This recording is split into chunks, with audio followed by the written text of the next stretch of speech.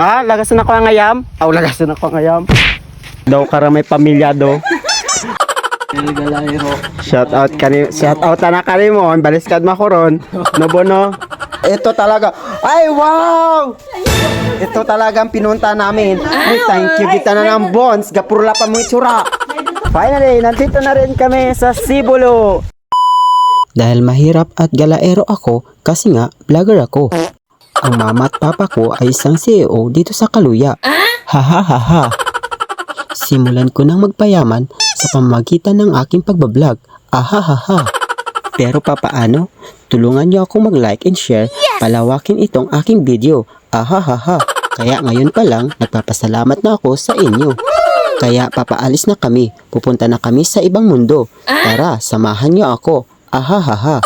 Kasama ko rin pala ang ibang mga artista dito sa Kaluya. Ayan guys, alis na po kami. Ingat po sa amin. Ingat sila sa amin. Kaya matakot na kayo kasi nga anak ako ng CEO. Dahil mabilis ang aming yate, ayun lumipad. Nandito na kami sa ibang mundo. Ito palang tinatago ng ganda dito sa Sibulo, Kaluya, Antique. Malayo pa lang napapawaw na agad ako dahil sa mahabang long beaches dito sa Sibulo. Pagkababa ko, para akong nasa heaven. Finally, nandito na rin kami sa Sibulo.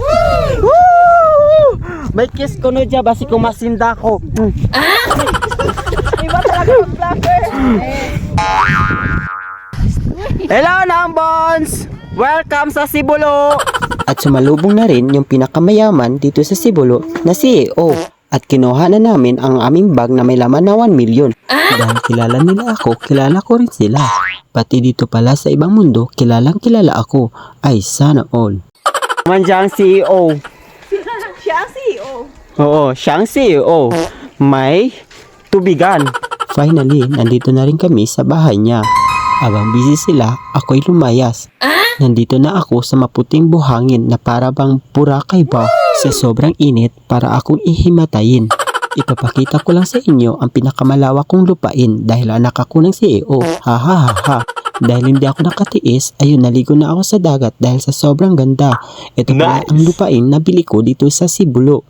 Sana all. Dahil nahawa na ako sa aking sarili dahil sa sobrang puti ko, umuwi na ako. At ito pala yung mahiwagang bubon at bihira ka lang makakita nito ng bubon sa ibang lugar.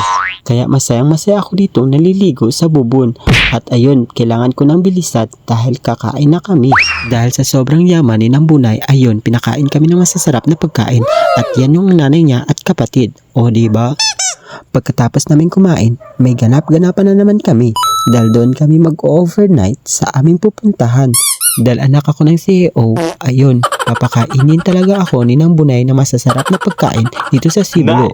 At kasama ko pala ang pinakasikat na artista. Singer po yan, arkilahin nyo na. Nakaka-relax dito at mababait yung mga tao dito sa Sibulo. At nakita ko si Sir Raymond. Busy sa buhay. Masawa rin sa libot-libot sa Sibulo. Aray-nay, daw karamay pamilya do. Sibulo Elementary. Gal, magtawas-tawa! At ayun na nga, nandito na rin kami sa pinakadulo ng mundo. Ayan, sobrang ganda. Kasama ko pala ang mga bigating artista dahil nga anak ako ng CEO. Sana all. Ha. At para bang nakawala ako sa aula dahil sa sobrang bibo ko para akong timang. Lagasan ako ang ayam? Lagasan ako ang ayam. Tapos just. Done. Sila si mother.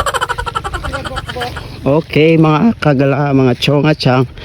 Dito tayo ngayon sa Sibulo kung saan sobrang ganda ng view.